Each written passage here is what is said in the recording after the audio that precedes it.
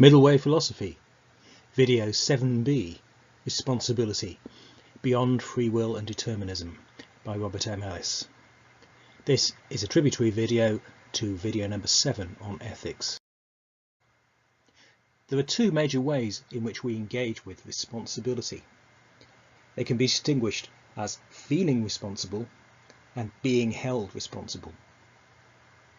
Feeling responsible is the actual experience of responsibility, the kind of motivation that might contribute to your actions when, for example, you brush your teeth, or you look after your children, or you think carefully and reflect on who you're going to vote for in an election. Being held responsible, on the other hand, is a social attribution of responsibility. It's what happens if you accuse somebody of breaking the rules, or they accuse you. This could happen in a court of law. It could happen in another social institution, such as a school, or it could just be based on moral requirements recognised in society generally. For example, if you accuse somebody of lying, you assume that they're responsible for telling you something that's not true. Feeling responsible is part of our experience of embodied integration.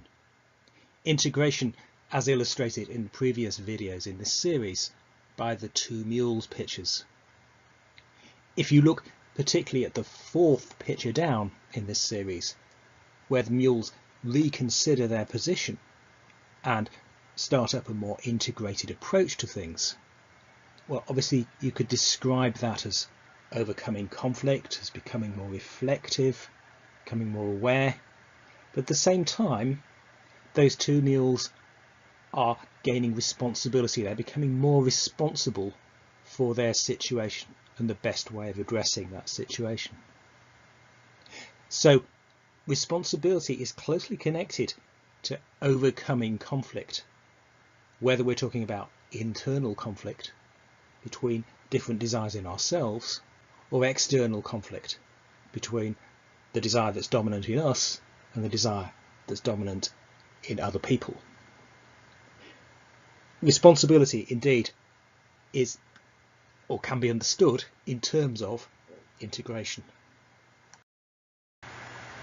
We become more responsible as we address new facts and values in our experience, as we take more conditions into account, and thus we're able more often to resolve the conditions that produce conflict, either within or beyond us. So responsibility tends to produce more integration. It sets up the conditions for us to become more psychologically mature, more psychologically able to engage with a wider range of circumstances more effectively. And that in turn sets up the conditions for us to become more responsible in the future. Nevertheless, some people are not very integrated and they tend to disrupt society. So holding people responsible is a crucial and necessary social mechanism. So along with the importance of developing feelings of responsibility, we also have to recognise its interaction with that social mechanism of holding people responsible. We hold people responsible, or indeed hold ourselves responsible, to help avoid criminality, avoid free riding, and ensure care of vulnerable people in our society, such as children or the elderly. The problems tend to arise when we impose this holding of responsibility too far, so far that it disrupts the development of our feelings of responsibility. In effect, what we're doing there is absolutizing the holding of responsibility. The problems that can be caused by too much obsession with holding people responsible as opposed to feeling responsible can be illustrated by the culture of discipline, particularly involving corporal punishment, that has operated in the past and still operates in some places. If you beat children in an attempt to make them responsible as they grow up, the effect can very easily be actually to damage the sense of embodied confidence that they need in order to develop the very sense of moral responsibility that they need to develop, that they need to feel. That sense of embodied confidence is closely associated with what psychologists often refer to as self-esteem. Without that basic confidence which enables people to make judgments, to feel confident about the moral basis on which they live, there's no way they can get by simply by obeying rules. It's much better to think of responsibility as an awareness that grows incrementally, incrementality being the subject of another earlier video in this series.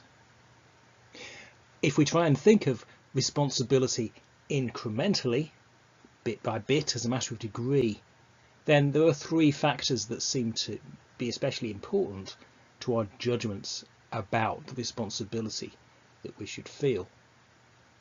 Relevance, that is, the relevance of our judgments and actions to the events we're thinking about.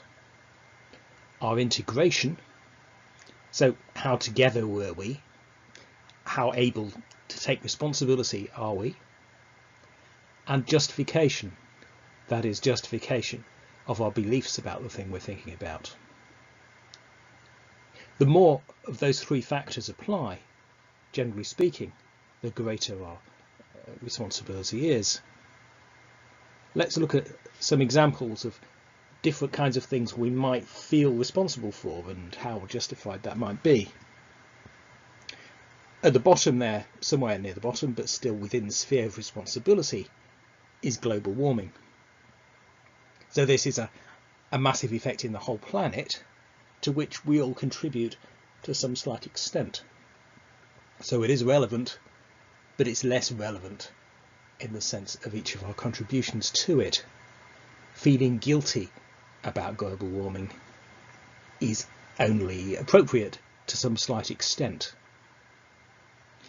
Ebola is slightly further up because, of course, Ebola was a disease which is caused by certain things which are largely beyond an individual's control, but not entirely beyond an individual's control. And there were certain actions which can be used to reduce the spread of Ebola. We could contribute to funds even that help to stop it spreading. And if we're caught in an outbreak, our own actions do contribute. Lung cancer is maybe slightly further up. So supposing you got lung cancer, well, how far is it your fault? Well, if it's a result of smoking, there's quite a, there's a certain amount of luck involved, but there's also the smoking that contributed to the lung cancer. And then near the top there, offspring. So if you're a parent, how far are you responsible for your offspring? Well, it is pretty relevant. You had a pretty big input into how they were brought up. And your level of integration had a big effect on how well they developed a sense of responsibility. So there's no ducking that, really. It's pretty high up the scale of responsibility. But you're not responsible for everything. And indeed, things can happen to your offspring which are not your responsibility at all. However, when it comes to holding people responsible under a certain rule or law, then it's impossible to apply that kind of degree of incrementality. The system can try to apply it roughly, so a degree of responsibility is obviously makes the difference between, say, murder and manslaughter, but that's only a rather crude difference. There's no way that it can closely match those three factors in the mind of the criminal concerned. And that's how it has to be, because the criminal law system is a crude instrument, but a necessary one for meeting certain social goals. You're either guilty or you're not of what you're charged with, according to the assumptions and the procedures of the law. Responsibility can be actively encouraged by such practices as meditation, critical thinking, or the arts. any kind of practice that helps to address conflict or to integrate perspectives, whether we are dealing with desires or meanings or beliefs, as discussed in the integration videos in this series. Very often, though, the relationship between helping people to feel responsible and the outputs when it comes to the legal system or to people being held responsible are really not considered sufficiently. Basically, in order to produce a more law-abiding society, we should help them to meditate. A relentless emphasis on reward and punishment instead on holding people responsible just tends to produce more and more repression, conflict, and indeed suffering. The absolutizing of responsibility in this way tends to be philosophically or ideologically justified through the appeal to free will. Free will involves the claim or the belief that in any given moment we could do anything. It tends to neglect the chains, the unnoticed chains of conditions that limit what we can actually do.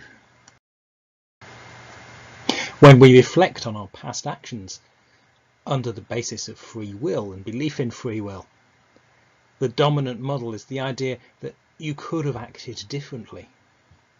But what does that actually mean?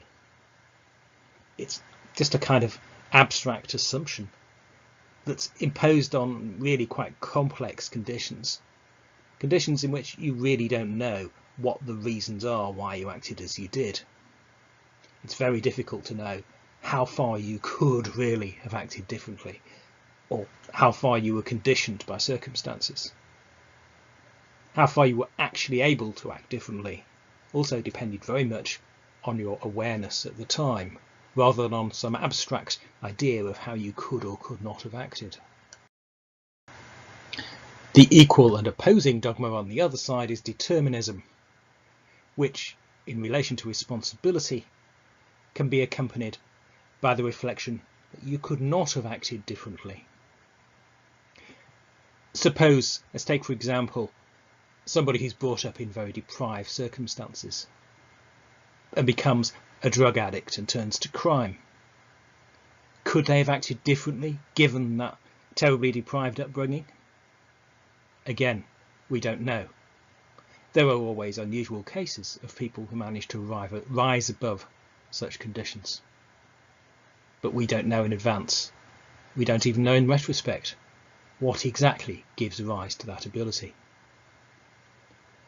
So the determinism that we'd be placing on this person when we judge them in that way is just an abstract model which has no adequacy at all applied to the complexity of what's going on, the levels of awareness that may or may not have been present in their lives at that point. There are several cognitive biases identified by cognitive psychology which also illustrate these extremes or these absolutizations of free will or determinism. The illusion of control is the cognitive bias which applies when we are doing something positive and we assume that it's our actions and our judgment which has caused those positive things to happen. So if we press a button and then something good happens, we assume that we're responsible for having caused the good thing to happen. If we're driving a car, quite often, we're very inclined to overestimate our degree of control over the car. The attribution error, on the other hand, applies not to ourselves but to others, and it's a tendency to apply free will, assuming that others are absolutely responsible when something negative happens. So in the case of a car crash, in which we're involved and somebody else is involved, we're far more likely to blame the other person, just imposing that model on the situation, when of course it's very likely to involve a very complex set of circumstances in which different kinds of responsibility are involved, whether it's the responsibility of both of the drivers or indeed of the surrounding conditions. The actor-observer bias, on the other hand, applies to ourselves when something negative happens. So we tend to exculpate ourselves to judge ourselves not responsible, indeed to use a deterministic framework whereby we couldn't help it. In contrast to what we'd be inclined to do if we observed somebody else, we would be more inclined to blame for something negative that happens. This is also sometimes known as the self-serving bias. So we tend to interpret the situation to let ourselves off the hook. Another example of this will be the student who does badly in the test. Because they do badly, they say, well, it was a bad day, you know, I had a headache, I had an accident on the way to school, whatever it was. If, on the other hand, they got a good result, they'd be much more inclined to say it was due to their hard work. Social loafing, on the other hand, involves determinism applied to others in positive events. So, when we and others are involved in some kind of effort, such as a tug of war, where it's not clear exactly how much each person is putting into that effort, we're inclined to make less effort ourselves, because we assume that other people are going to carry on pulling anyway. They can make the effort. We assume that their behaviour is inevitable and predictable. But our behaviour, of course, is subject to a different kind of judgment. So free will and determinism both involve absolutes, positive and negative absolutes, that need to be avoided by the middle way of responsibility that navigates between them. This is very much contrary to the traditional philosophical and religious view of responsibility, which assumes that it requires a belief in free will, that the metaphysics of free will must be true in order to enable responsibility to occur. This is very far from being the case. It's a fundamentally misguided model, or misguided way of understanding the situation.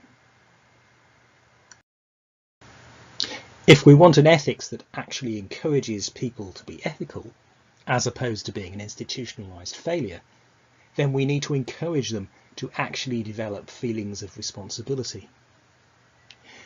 Jesus' response to the rich young man who asked him how he should live seems to be very unhelpful in this respect, an example of what not to do.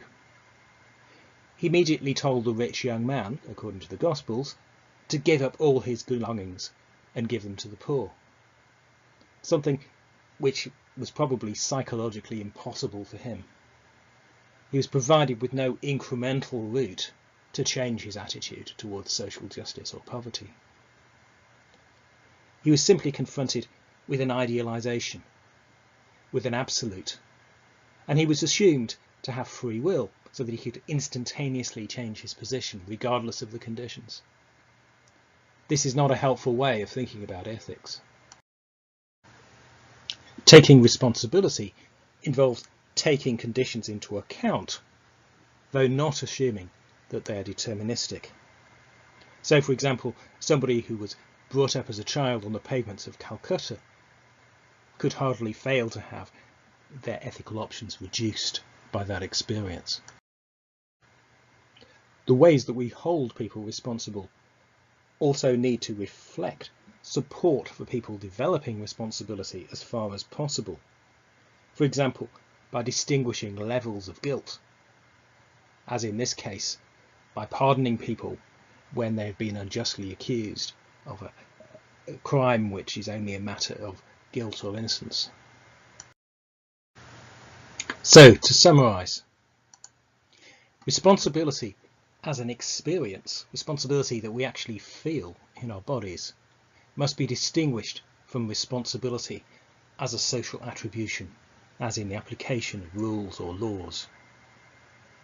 Simply confusing these two is the first major problem in understanding responsibility and acting appropriately in relation to it. Secondly, responsibility as an experience can be developed through integration. So that means it's really important to practice integrative practices like meditation, critical thinking, and the arts, for example, in order to become more responsible. The social attribution of responsibility is necessary, but it should not be applied to experienced responsibility when it becomes an absolute. So we should stop inappropriately applying absolute guilty, innocent type ethics when what we should be doing is encouraging people to develop in their level of integration. The absolutizing of responsibility is associated with free will and determinism beliefs, which is a major reason why we need to avoid the metaphysics of free will and determinism, as commonly assumed in all sorts of contexts, whether it's philosophy, religion, or politics. These absolutizations of free will and determinism are also found in several cognitive biases, so there's evidence from cognitive psychology as to their negative effects. The actual development of responsibility depends on us avoiding those kinds of absolute beliefs.